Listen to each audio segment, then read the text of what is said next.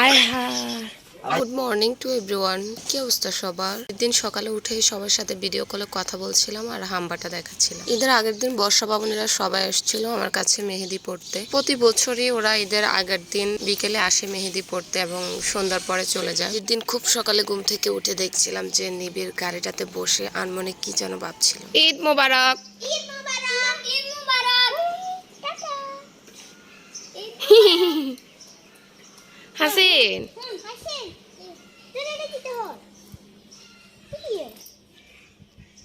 ঈদে বড়দের থেকেও বাচ্চারা বেশি আনন্দে থাকে আর সেই খুশিতে ওরা সবাই মিলে বাইকে বসে দুষ্টামি করতেছে। এবার আম্মু এবং আব্বু কেউই বাড়িতে না থাকায় এবার নির্জন নিবিড় ওরা আসছিল আমাদের বাড়িতে ঈদ করতে।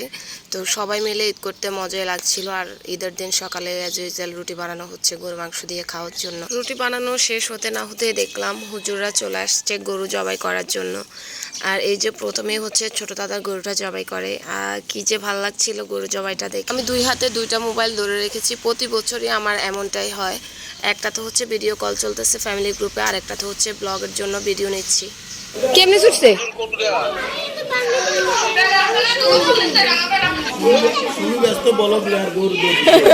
জিলানি ভাইয়া বলতেছিল যে আমি ব্যস্ত ব্লগ নিয়ে, আর এদিকে আমাদের গরুটা ছুটে যায়। অ্যাকচুয়ালি এর আগের ভিডিওতে তো আপনারা দেখেছেন যে আমাদের গরুটা কত বেশি দুষ্ট।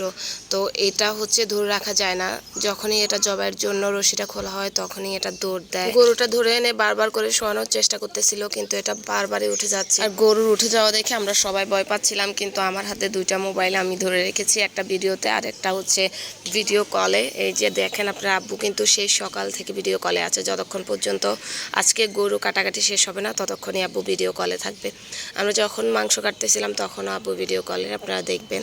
অবশেষে গরুটা জবাই করলো। গরুটা যখন জবাই করে তখন খুব মায়া লাগতেছিল। হিয়ানো এসে বলতেছে মন খারাপ করে যে গরুটা জবাই করে ফেলতেছে। গত ৩-৪ দিনে গরুটার প্রতি ভীষণ মায়া জন্মাই গেছে। গরুটা থেকে প্রচুর ব্লাড গিয়েছিল।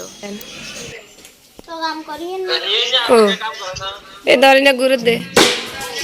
আয় হায়, গরু থেকে একটা রান আলাদা করে উপরে রশি দিয়ে বাঁধছিল, কিন্তু ভাইয়া সে রান থেকে মাংস কাটার সময় রানটা খুলে পড়ে যায়। গরুর এই রানটা উপরে না বেঁধে বাঁধছিল হচ্ছে রানের মধ্যে যে রগটা থাকে মোটা ওইটাতে। তো ভাইয়া খেয়াল না করে হচ্ছে রগটাই কেটে দিয়েছিল।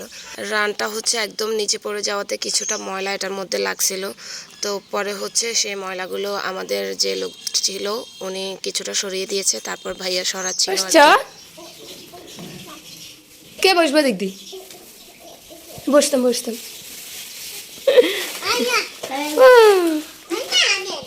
আমরা মাংস কাটতেছিলাম আর পিচ্ছিগুলো আমাদের পাশে বসে খুব মজা পাচ্ছিল। রান থেকে কিছুটা মাংস আলাদা করার পর আমি আর হিয়ান সবার প্রথমে কাটতে বসে যাই রান্নার জন্য। যেহেতু আমরা একে কোরবান দিই সুতরাং বাগাবাগির কোনো ব্যাপার থাকে না, আমরা আগে আগে রান্না করে খেয়ে ফেলতে পারি আর কি। তো এই ব্যাপারটা কিন্তু খুবই ভালো লাগে যে বাগাবাগির জন্য অপেক্ষা করা লাগে না, তাড়াতাড়ি করে রান্না করা যায়, খাওয়া যায়। আমি আর হিয়ান একাই মাংস কাটতে বসছি। আপু আর ভাবি হচ্ছে ভিতরে ছিল আর ভাইয়ারা গরু থেকে মাংস বের করছে, সেদিকে ছিল গরুর কাছে। তারপর হাড়গোড় সবকিছু নিয়ে সবাই একসাথে কাটতে বেশি। আর এদিকে নির্জন একটু মাংস কেটে হচ্ছে টায়ার্ড হয়ে যায়, সে এবার ফার্স্ট মাংস কাটে, এর আগে কখনো কাটা হয়নি। হাতে ব্লাড লেগেছিল আর ঈদের দিন প্রচুর ব্যস্ত থাকায় সেরকম কোনো ভিডিও ক্লিপ নিতে পারেনি। তো সবাই অপেক্ষা করছিল কখন মাংস হবে। তো অবশেষে হচ্ছে কিন্তু মাংসগুলা পুরোপুরি না হওয়ার আগে হচ্ছে আমাদেরকে খাইতে দেয়, কারণ আমি বারবার গিয়ে ডিস্টার্ব করতেছিলাম যে কখন দিবে। এই ব্যাপারটা ঈদের দিন এই হাফ সিদ্ধ মাংসগুলা খেতে ভীষণ ভালো লাগে, তাই না? এই ময়লা হাত নিয়ে হচ্ছে মাংস খেতে বসি। আপনারা একটা পিকচার দেখে অনেকে বলতেছিলাম যে হাতে কেন ব্লাড নিয়ে মাংস খেতে বসছি।